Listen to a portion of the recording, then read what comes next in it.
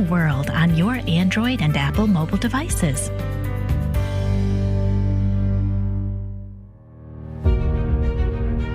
The simple truth, rising up to explore the difficult topics of real life. Join us as we proclaim the good, the true, and the beautiful with the simple truth of Jesus Christ and His Holy Catholic Church through Scripture, tradition, and the Catechism. And now, your host, Jim Higgins. Happy Easter. Alleluia. Great to be back with you on The Simple Truth, where we proclaim the life-giving reality of Jesus and His Catholic Church. We consecrate everything to the Sacred Heart of Jesus through the Immaculate Heart of Mary and the pure, strong heart of Saint Joseph. It is Current Events Wednesday, and our guest today is Stephen Mosher, internationally recognized authority on China and population issues, as well as an acclaimed author, speaker, and founder-president of the Population Research Institute. In 1979, he was the first American social scientist to visit mainland China, where he witnessed women being forced to have abortions, some of them late-term abortions, under what was at the time the new one-child policy, which he then exposed to the world. Stephen was also a pro-choice atheist at the time, but witnessing these traumatic abortions led him to reconsider his convictions and to eventually become a practicing pro-life Roman Catholic. Stephen Mosher, thank you so much for being back with us today. It's good to be here. Excellent. So as we talk current events today, let's remember the number one story is going unreported by the news media today and every day: the ongoing daily government-sanctioned mass murder of innocent children in the womb, real people being murdered by the thousands today and every day in our nation, which also means the mass exploitation of pregnant moms in need for profit by the lie of abortion. In terms of loss of human life, we have at least a 9/11 every day in the U.S. It is a scientific fact that life begins at conception, fertilization. We ought to be protecting, not murdering, these most innocent, most vulnerable among us. The magisterial teaching of the Catholic Church is extremely clear that every child in the womb is equal in value to every person outside of the womb, and we ought to act accordingly. Catechism of the Catholic Church 2270, quote, "Human life must be respected and protected absolutely from the moment of conception, meaning fertilization. From the very first moment of his existence, a human being must be recognized as having the rights of a person, among which is the inviolable right to every innocent human being to life." End of quote. Also, if you've experienced abortion in some way as a mother, father, sibling, grandparent, etc., there are some great people and resources available to help you in your healing process. We love you. You are not alone. Go to lovewillendchildkilling.com and click on the healing tab for more information. Stephen, any comment on this as we begin today? Well, just to put it in a little bit different perspective, we have all been caught up now for almost a year and a half going on with the coronavirus pandemic that spread around the world from China. I think we'll talk about that a little more later on. But I would just point out that although the coronavirus to date has taken the lives of about 2.5 million people on the planet, that probably is the death toll that's wrapped up by abortion in, every 2 weeks. If you consider that there are probably 60 million abortions around the world every year, and no one knows the exact number, because if you add in the chemical abortions, the number skyrockets. But if we take the number of 60 million abortions globally every year, that means that every month 5 million people, 5 million unborn children are dying. And so every 2 weeks, 2.5 million people are dying, the same number that died over the last year plus from the China virus. So I think that helps to give people a sense of the scale of the problem globally. This is mass murder on a scale that humanity has rarely seen in the past. Mm-hmm. It is, and part of it is because of this false idea of overpopulation. I've seen it firsthand that there are certainly many people out there that do believe that abortion is somehow justifiable. It's okay to kill these little innocent human beings because there's too many people on the planet, and we have to reduce the population. So this is actually good, especially in their argument, this eugenic sort of mindset, especially among the poor. Maybe they have a racist mindset even among minority communities, and so they have a cheapening of human life, and they're willing to look the other way on this mass atrocity, this mass murder of abortion. We're going to certainly get into some of those horrible ideas today about overpopulation, where they come from. But let's start first with, I noticed on the calendar it is current events, and tomorrow is a sort of holiday observed, I guess, in the United States, known as Earth Day. I guess it's around the world now. So Earth Day is tomorrow. It was first observed in 1970. The U.S. Environmental Protection Agency, the EPA, was founded later in that year under President Nixon. And then I guess Earth Day fell into obscurity for a couple of decades until it was revived in 1990. Now it seems to be part of the propaganda machine that exists, but I don't want to put too much of my opinion on it. Stephen, you were around when it began in 1970. Do you remember anything of note of that first Earth Day in 1970? What is your take on Earth Day today? Well, it began as an effort to call attention to what certain people were saying was the problem of overpopulation. And the initial impetus for Earth Day, I think, is probably encapsulated in the slogan of the first Earth Day, which was people pollution. And they shortened that to pop pollution because they considered people to be a kind of an invasive species on the planet. And they thought that the planet would be far better off if there were fewer people. And of course, some people thought they would be far better off if there were no people. So we have different views on the left of the problem of overpopulation. The view of the radical environmentalists, of course, is that they would like to return to the Garden of Eden before the creation of Adam and Eve, because when we came on the scene, we spoiled it for all the other plants and animals. That's a nonsensical view because plants and animals aren't sentient. Of course, from the standpoint of Catholic teaching, the earth was created for man, not man for the earth. We're to be good stewards of the planet. We're not to rashly destroy the gifts that God gives us in the air and the sea and the sky. On the other hand, we're not to bow down and worship the creation. We're to worship the Creator, the source of all this goodness. But the first Earth Day, to come back to that, was focused on what was considered then to be the massive problem of overpopulation. Remember that Earth Day began in 1970. That was just a couple of years after the publication of The Population Bomb by my former colleague at Stanford University, Professor Paul Ehrlich, who said that the battle to feed humanity is over. This is a direct quote. The battle to feed humanity is over. He said, writing in 1968, hundreds of millions of people will starve to death in the next decade, and there's nothing we can do to stop that. He was a radical population controller, still believes in population control. And these were the ideas. I mean, these aren't just innocent fantasies woven in ivory towers by professors like Paul Ehrlich. These are ideas that kill. And they've killed literally hundreds of millions of people in China because of the one-child policy. 400 million people do not exist today just in China alone because of the pernicious, deadly idea of overpopulation. But that was driving the first Earth Day. We have to protect the planet from the scourge of people. That people are a kind of plague on the planet, and the planet and everything on it would be better off without us. Yeah, thank you for that lesson. And it's if only it could be, if only Earth Day could truly be about conserving, about being good stewards of the resources of the earth, with people of goodwill who truly want to follow the science and try to do good, and weren't driven by ideology and political agenda, and really trying to force this on people through this Trojan horse of Earth Day, which is, we're in the Trojan horse administration, the Biden administration.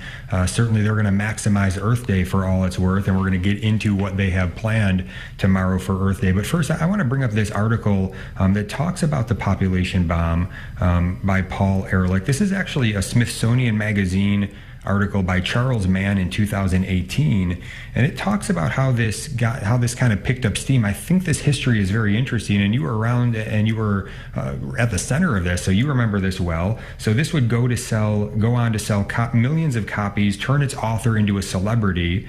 Ehrlich's book argued that many of the day's most alarming events had a single underlying cause: too many people packed into too tight spaces, taking too much from the earth. Unless humanity cut down its numbers, soon all of us would face mass starvation on a dying planet, just as you were saying. But it says here in this article, Ehrlich, now 85, said recently that the book's main contribution to make population control, its main contribution was to make population control acceptable as a topic to debate. But the book did far more than that. It gave a huge jolt to the beginning environmental movement that fueled the anti-population growth crusade that led to human rights abuses around the world. But here's the history. It says that this book, no major newspaper reviewed it for 4 months after it came out. The New York Times gave it a 1-paragraph notice almost a year after its release. Yet Ehrlich continued to promote it relentlessly, promulgating his message at scores or even hundreds of events. And then the big break happened. He was invited onto NBC's Tonight Show with Johnny Carson, and then the population bomb shot up the bestseller list. Carson invited Ehrlich back in April, just before the first Earth Day. For more than an hour, he spoke about population. For more than an hour, he spoke about population and ecology, about birth control and sterilization to an audience of tens of millions. After that, Ehrlich returned to the show many times. Interesting history there. The Tonight Show with Johnny Carson being at the center of all this. When we get back, we're going to get Stephen Mosher's response to all that on The Simple Truth. Stay tuned.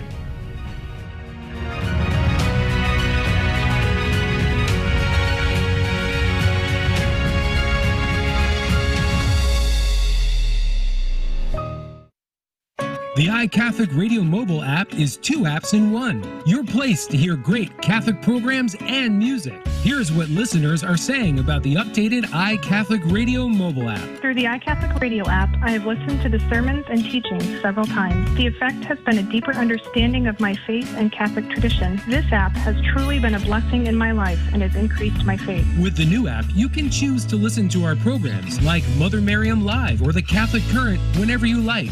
But you can also switch over to the best in contemporary music by Catholic artists. We even bring you hours of Gregorian chant every Sunday morning. If you do not currently have our app, download it to your iPhone through the Apple Store or to your Android phone by going to Google Play and searching iCatholic Radio. The updated iCatholic Radio mobile app, your one stop for great Catholic programs and music.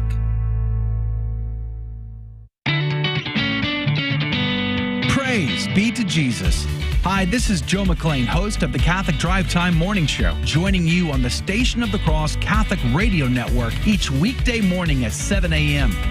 We'll keep you informed and inspired with insightful guests and breaking news stories of the day. That's the Catholic Drive Time, weekday morning, 7 a.m. on the Station of the Cross and the iCatholic Radio app. We'll see you then. May God love you. Jezu, ufam Tobie. Jesus, I trust in you. This is Rick Paolini And Father Jacek Mazer. Mercy is the form that God's love takes when it overflows His divine life and pours out upon His creatures. It's a great message for Lent, but also for any time of the year. It's a message of hope. Tune in for Divine Mercy in My Soul. We'll be delving into the diary of St. Maria Faustina every Sunday morning at 11. And catch the encore presentation every Tuesday evening at 8.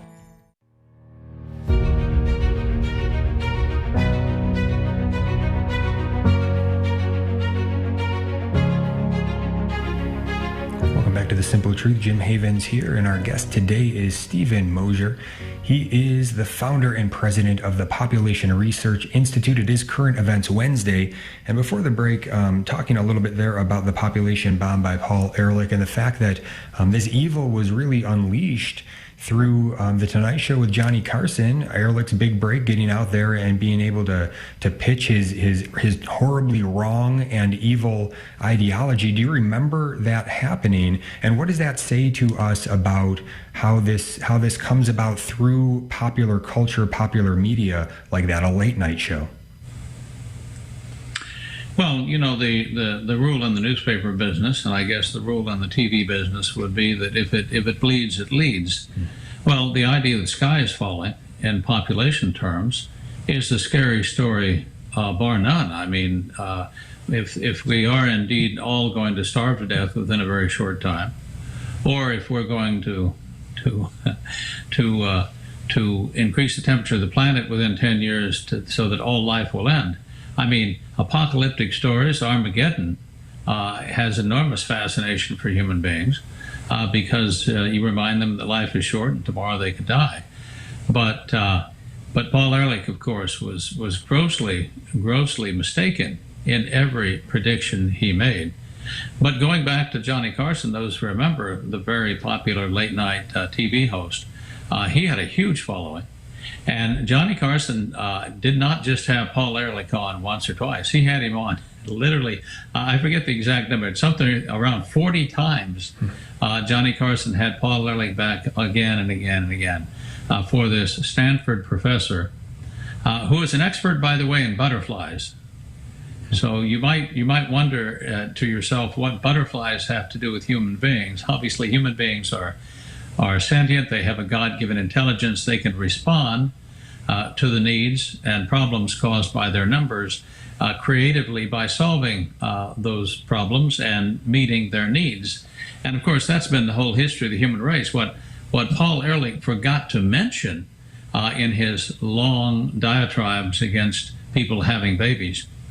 He had 4, by the way, with his wife, so he was contributing to overpopulation, you might say. But never, you can never count on a progressive or a leftist to abide by their own teachings. But he was wrong on almost every point that he brought up, and he was certainly wrong that people, when their numbers grow, cause poverty or cause other problems. Because if you look at the whole history of the human race, as our numbers have grown, our prosperity has grown even more. If you think about the year 1800, the average per capita income in the world, with the world having about 1 billion people, was $100. By the time we got to 1930, per capita income had increased to 500, and we had 2 billion people. So the population had doubled, but per capita income had gone up 5 times.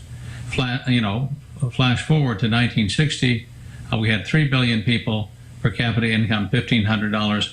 We passed 6 billion 15 years ago, and per capita income had increased to 5,000.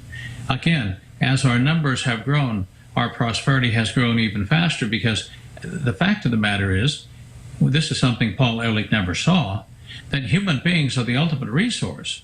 Human beings are the one resource you cannot do without, because every pair of hands comes backed by creative intelligence. Every stomach, comes with a creative brain that can help to solve the problems that arise by our numbers. And in a free economy, what happens is fairly straightforward.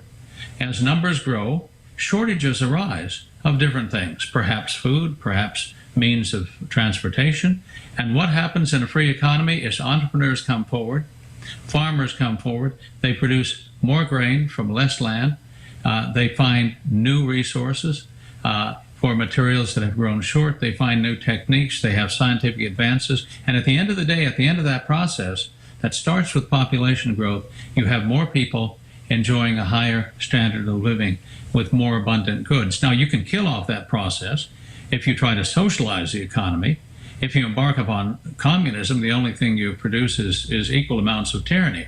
But in an open society, the fact is population growth leads to economic growth. It always has, and it always should under the right circumstances. Ehrlich didn't see that. Ehrlich saw people simply as consumers and not producers. But in fact, most people leave the planet a better place than when they found it. In the United States, for example, the average baby born will contribute over his or her lifetime about $750,000 more in wealth than they will consume. Now, you have to raise them for several years, you have to educate them, but once they embark upon their working life, people produce more than they consume, and they leave the world, their family, their community, a better place. And if you start wantonly killing off people, as Paul Ehrlich was wont to suggest that we do, you wind up impoverishing the people and compromising economic development, not jump-starting it. Yes, and let's just go through real quick some of the effects of this ideology that he pushed. These are real things that actually happen. Again, going back to this Smithsonian Magazine article, it says the population bomb had graphic descriptions of the potential consequences of overpopulation, famine, pollution, social and ecological collapse. And it said that Ehrlich promised in a 1969 magazine article, he said, most of the people who are going to die in the greatest cataclysm in the history of man have already been born. Sometime in the next 15 years, the end will come, he told CBS. And he said, and by the end, I mean an utter breakdown of the capacity of the planet to support humanity. Obviously, he was very wrong, but here are the effects of this idea being pushed out there. Such statements contributed to a wave of population alarm then sweeping the world. The International Planned Parenthood Federation, the Population Council, the World Bank, the United Nations Population Fund, the Hugh Moore-backed Association for Voluntary Sterilization, and other organizations promoted and funded programs to reduce fertility in poor places. The results were horrific, says the author of Reproductive Rights and Wrongs, Betsy Hartman, a classic 1987 expose. In this, she highlights saying that in Egypt, Tunisia, Pakistan, South Korea, Taiwan, health workers' salaries were in a system that invited abuse, dictated by the number of IUDs they inserted into women. In the Philippines, birth control pills were literally pitched out of helicopters hovering over remote villages. Millions of people were sterilized, often coercively, sometimes illegally, frequently in unsafe conditions in Mexico, Bolivia, Peru, Indonesia, Bangladesh. In the 70s and 80s, India, led by Prime Minister Indira Gandhi and her son Sanjay, embraced policies that in many states recognized sterilization for men and women to obtain water, electricity, ration cards, medical care, and pay raises. So these things were tied to your requirement to be sterilized. Teachers could expel students from school if their parents weren't sterilized. More than 8 million men and women were sterilized in 1975 alone. At long last, World Bank head Robert McNamara remarked, India is moving to effectively address its population problem. He was all for it. For its part, China adopted a one-child policy that led to huge numbers, possibly 100 million, of coerced abortions, often in poor conditions, contributing to infection, sterility, even death to the mothers. Millions of forced sterilizations occurred. The ramifications of these things is incalculable, but these ideas have consequences. And again, this is one so-called scientist putting this out on the Tonight Show, it getting popular, and then it catches fire all around the world. People are using it for their own ideologies, I suppose. I don't know, how did it catch on? Were these countries that were going along with this idea that Paul Ehrlich was putting out there, were they just taking this and saying, hey, we can use this to our advantage? Were they all in on the ideology, or did they just want to kill off their own people for some other ends that they had in mind? What was going on there? Well, that's a very interesting question, and it's one I addressed in my 2008 book called Population Control, Real Costs and Illusory Benefits. And in the book, I start by talking a little bit about the history of population control, and then detailing the fact that in some 40 countries around the world, we at the Population Research Institute have documented human rights abuses. And human rights abuses of the kinds that you just mentioned. Abuses in terms of denying irrigation water to villages in India, unless the villagers agreed to be sterilized, either by vasectomy or tubal ligation. Women in Indonesia being brought in by the Indonesian army at gunpoint to be sterilized if they already had 2 children. Assembly line sterilizations, tubal ligations done in many countries where the doctors would compete to see who could do a tubal ligation in under 5 minutes and ligate the most women in the course of a day, sometimes in very unhygienic circumstances. And then you had the targets and quotas you mentioned. In Peru, for example, we went down in the 1990s, late 1990s, to investigate the Peruvian sterilization campaign under then Peruvian President Alberto Fujimori, who had been pressured by none other than Vice President Al Gore to do something to force down the birth rate in his country of Peru. And the way that was managed was in the following fashion. The Vice President of the United States, Vice President Al Gore, who was President Clinton's Vice President, put pressure on Fujimori, but also the U.S. Foreign Aid Agency chimed in and said, we're not going to give the Peruvian government any foreign aid unless the Peruvian government agrees to embark on a massive sterilization campaign. And add to that pressure, the pressure from the UN Population Fund, which said, we're not going to provide you with any funding for your programs unless you embark upon a program of targeted sterilization.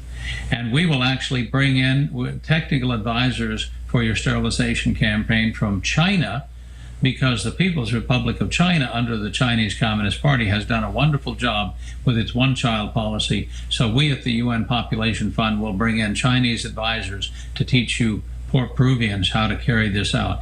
They sterilized in Peru over the course of a couple years 300,000 women. It would not have happened if it were not from pressure from the U.S. administration of President Clinton and Vice President Al Gore. It would not have happened without financial arm twisting from the United Nations and from USAID. And of course, the technical supervisors were from China, who really had zero concern for human rights.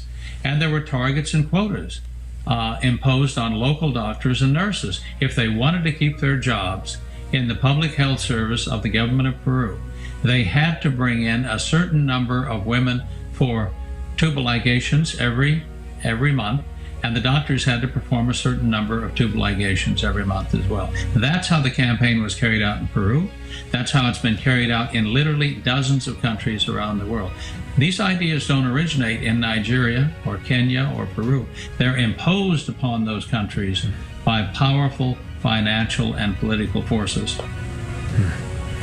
We're going to get further into it when we get back, because we're going to tie this all into what is going on today when it comes to climate change. They're saying it's an existential threat, meaning a threat to our very existence. Is it? Is it more of the same alarmism? And what are they trying to do here? We're going to be right back with more on The Simple Truth. Stay tuned.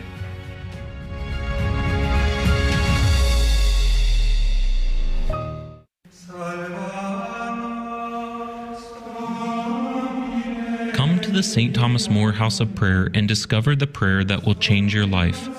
The St. Thomas More House of Prayer is a Catholic retreat center dedicated to praying and promoting the Liturgy of the Hours, the prayer of the Church. The Liturgy of the Hours is prayed each day, starting with the Office of Readings at 5:30 a.m. and ending with night prayer at 8 o'clock p.m. So whether you're an individual or a group, schedule your visit today. Go to liturgyofthehours.org or call 814-676-1910. That's 814-676-1910. We would love to help you experience the Liturgy of the Hours and discover the prayer that will change your life.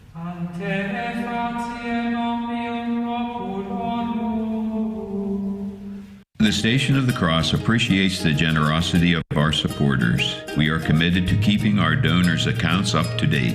If there have been changes made to your payment information, please call us so that we can update your account. 1-877-888-6279, extension 104. Or update your information online at thestationofthecross.com. Thank you for your generous support of Catholic Radio. Jesus 911, now weekdays at 2 p.m. Eastern. My name is Jesse Romero. I'm a retired Los Angeles cop. I'm a Catholic lay evangelist. My show on spiritual warfare is called Jesus 911, where you got 3 retired LA cops, Ruben Nava, Eddie Chavez, talking about the Catholic faith and teaching you spiritual warfare, how to defend yourself against the devil, the world, and the flesh. Catch the Soul Patrol, Jesus 911, 2 p.m. Eastern, 11 a.m. Pacific, on the Station of the Cross and the iCatholic Radio mobile app.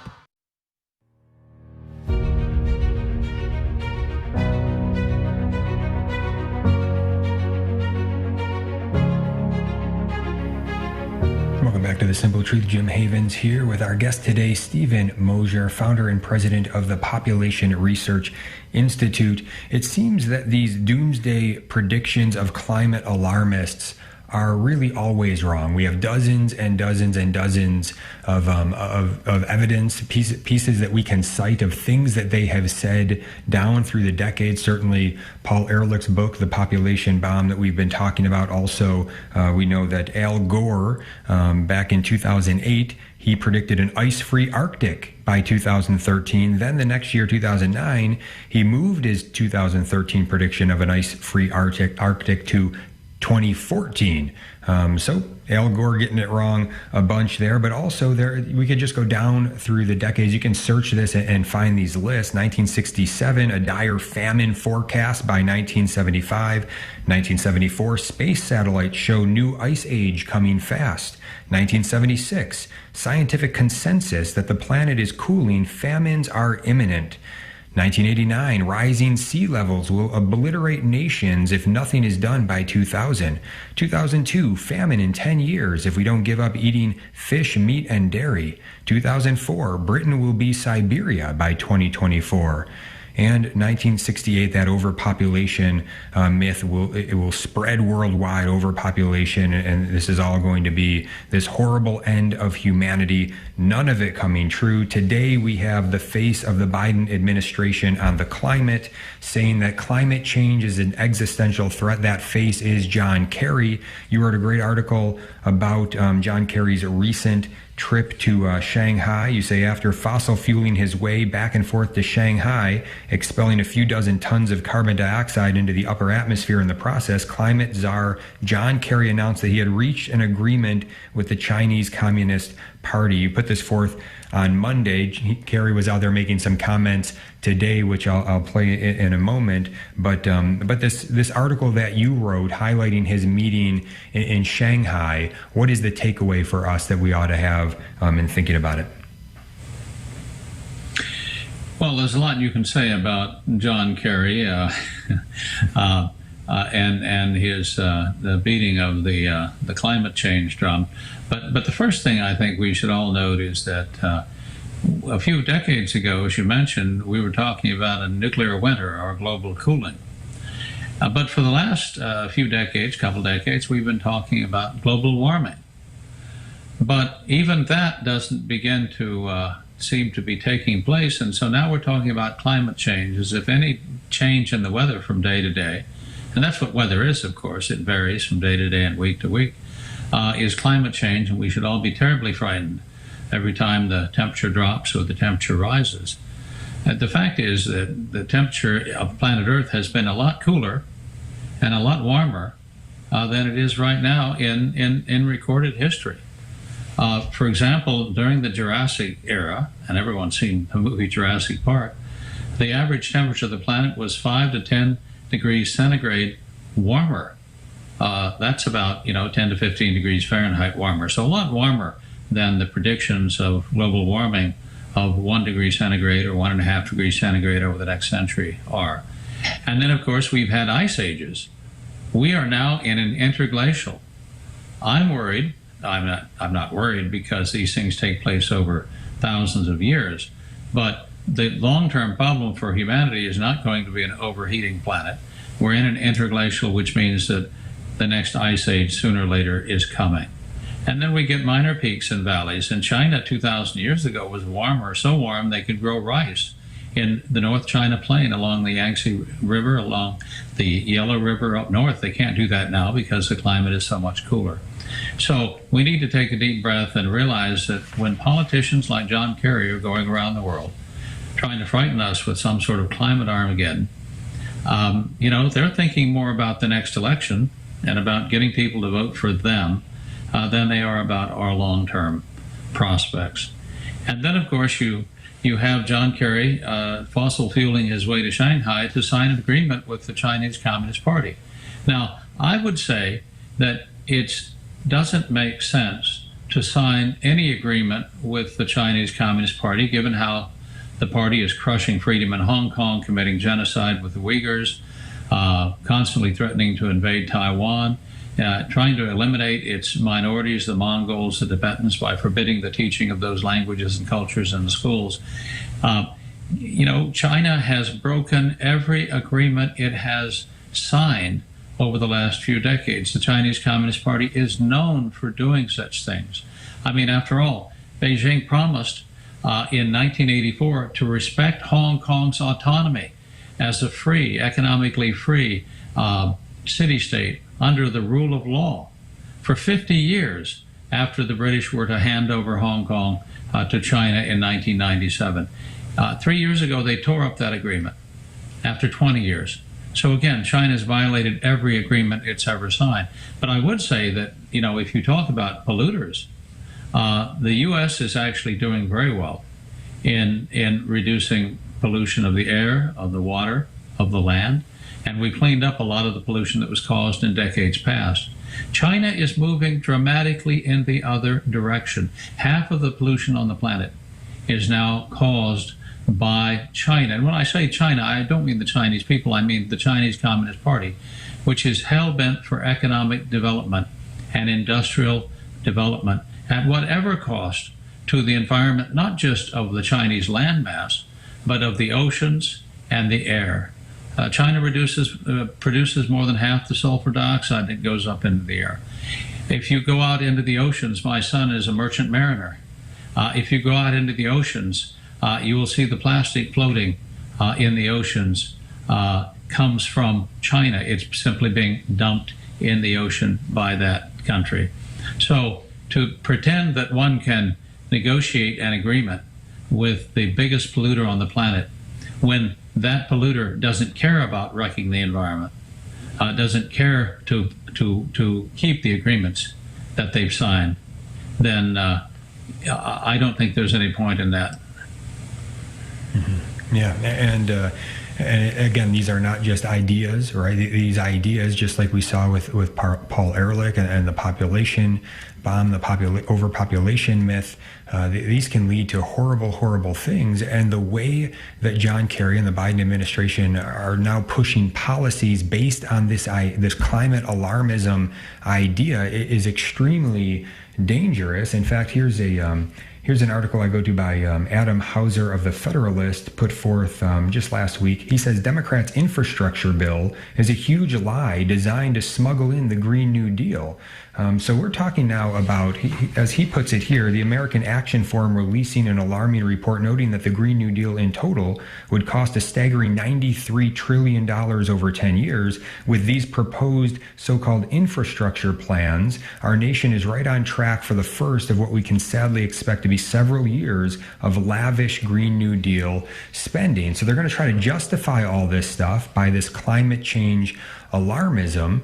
In fact, let's go to the Project Veritas clip that we have just to refresh. We played this last Wednesday as well, but just the fact that, look, even the mainstream media is already hooked in with the government plan to be pushing this climate change alarmism next. It's good for their ratings, and it's good for the agenda of the Trojan horse presidency of the Biden administration. Here it is, Project Veritas clip.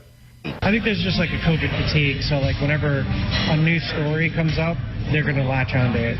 They've already announced in our office that once the public will be open to it, we're going to start focusing mainly on climate climate, like global warming, and like that's going to be our next, like, I don't know, like, what's the word I'm looking for? It's going to be our focus. Like our focus was to get Trump out of office, right? Without saying it, that's what it was, right? So our next thing is going to be for climate change awareness.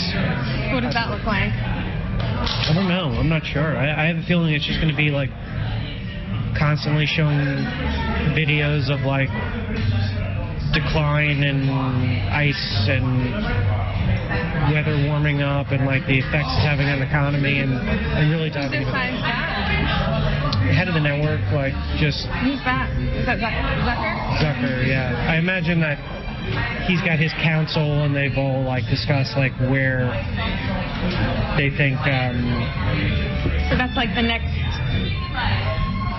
pandemic like story, like that will be to death. But that one's got longevity. You know what I mean? It's not like there's a definitive ending to the pandemic, or like it'll taper off to a point that it's not a problem anymore. Climate, I think, is going to take years, so they'll probably be able to milk that for quite a bit.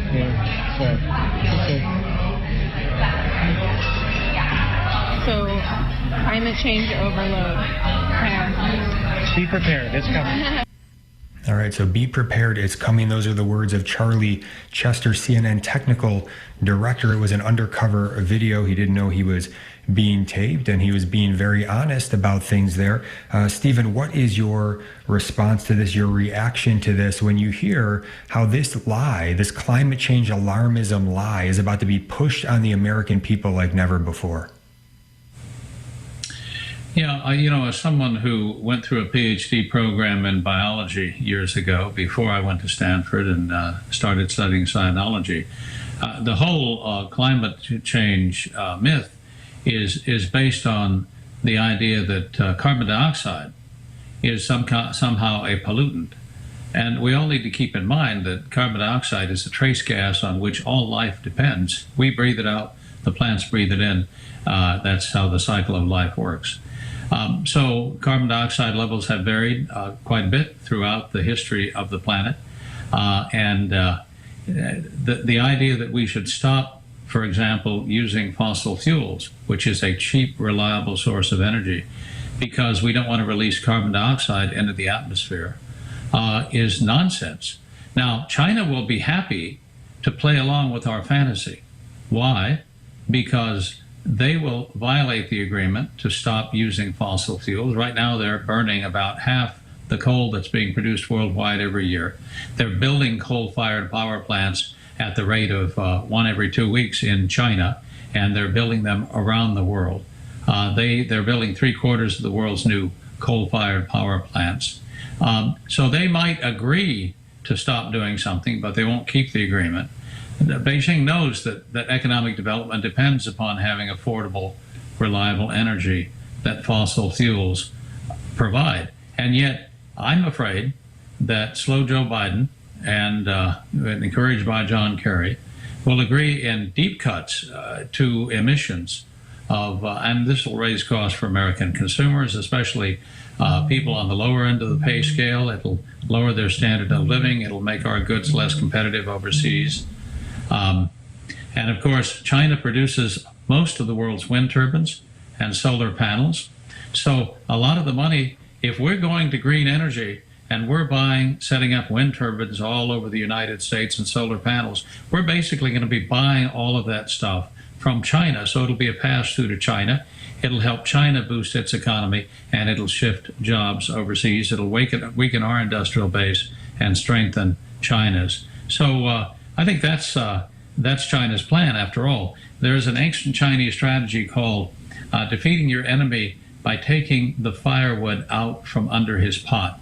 So the idea, of course, is that your enemy has a boiling pot, which represents his military, which represents his economy, which represents his state, and you're going to take the firewood, you're going to take away some vital resource away from him so that he can no longer defend himself against you. And the vital resource that China wants to deny us of is cheap and reliable energy. So this is a very dangerous path that we're going down, and it doesn't make sense scientifically, but it also threatens our national security over the long term. When we get back, we're going to hear a clip of the words of John Kerry just today on some of this and get Stephen Mosher's reaction to that. We're also going to spend a few minutes in this final segment on another article that Stephen recently wrote called "The Coronavirus is a Bioweapon." China expert Stephen Mosher argues, he says, a look at the China biological warfare intentions and capabilities, and through this article he unpacks that, but coronavirus as a bioweapon as well. When we get back, you want to stay tuned for that. We'll be right back.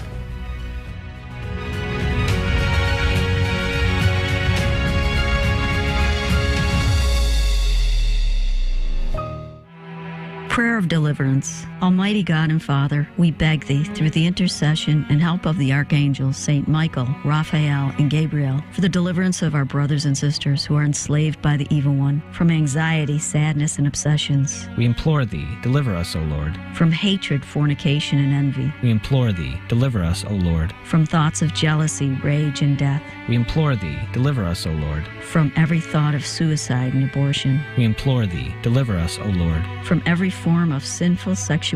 We implore Thee, deliver us, O Lord. From every division in our family and every harmful friendship. We implore Thee, deliver us, O Lord. From every sort of spell, malefice, witchcraft, and every form of the occult. We implore Thee, deliver us, O Lord. Thou who said, "Peace I leave with you, my peace I give unto you," grant that through the intercession of the Virgin Mary, we may be liberated from every demonic influence and enjoy Thy peace always. In the name of Christ our Lord. Amen.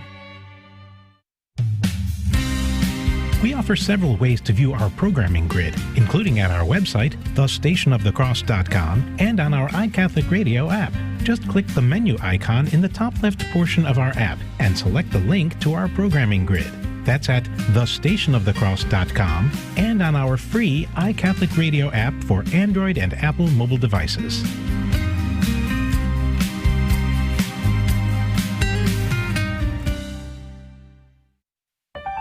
As a nonprofit lay organization financially independent from your diocese, our apostolate is listener-supported. The Station of the Cross thanks our supporters who have enabled us to broadcast Catholic programs for more than 20 years. Through your generosity, we are able to inspire countless listeners with the gospel message and help lead them to a parish to be spiritually nourished by the sacraments. Thank you for your continued support, and may God bless you and your family.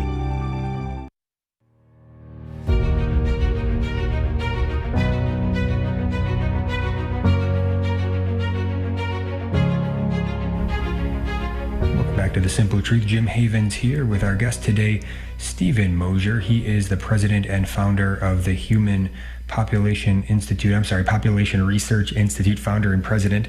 And just to kind of wrap up this on this climate change alarmism, to really drill down into the current events to this very day. So President Biden, he put out an executive order on January 27th, in which part of which stated the order affirms that in implementing and building on the Paris Agreement's objectives, the United States will exercise its leadership to promote a significant increase in global ambition. It makes clear that both significant short-term global emission reductions and net zero global emissions by mid-century or before are required to avoid setting the world on a dangerous, potentially catastrophic climate trajectory. There it is, the climate alarmism.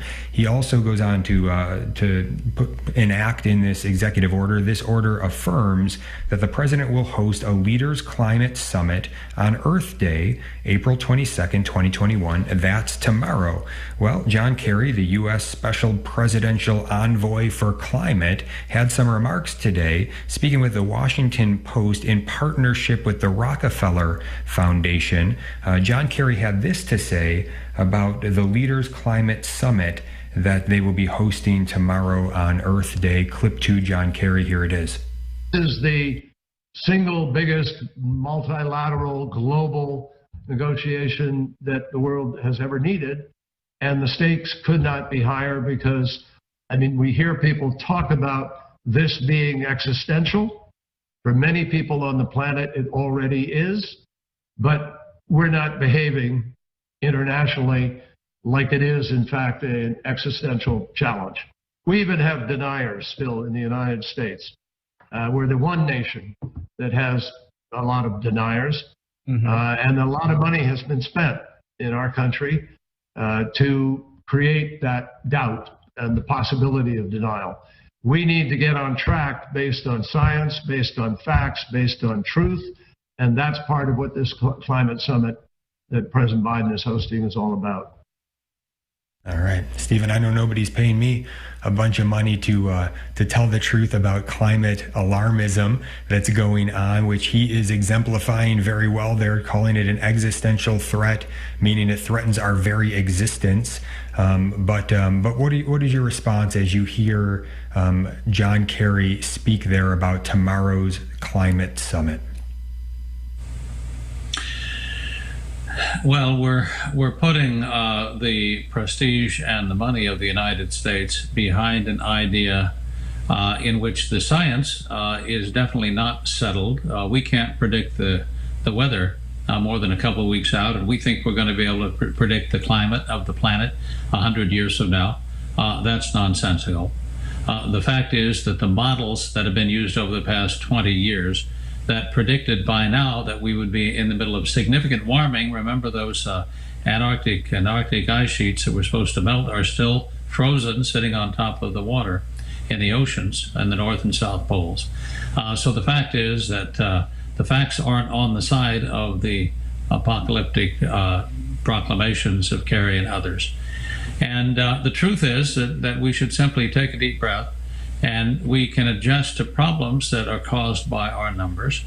But we have to remember that the planet itself has great resilience. If carbon dioxide goes up, plants grow faster, food production increases, and of course you get longer growing seasons if you do get some planetary warming in the vast stretches of Russia and Canada, enabling more land to be brought under cultivation. So there's not just a downside to some modest warming, there's a significant upside as well. I mean, even if much of the Arctic ice sheet melts, that enables shipping to use the shorter routes across the Arctic Ocean rather than going all the way back and forth across the Pacific, as my son in the merchant marine is doing, and that requires much less fuel and much less time to move goods from one continent to another. So again, there are costs and benefits here, and it seems to me that these people, these climate alarmists, are playing this game for political gain.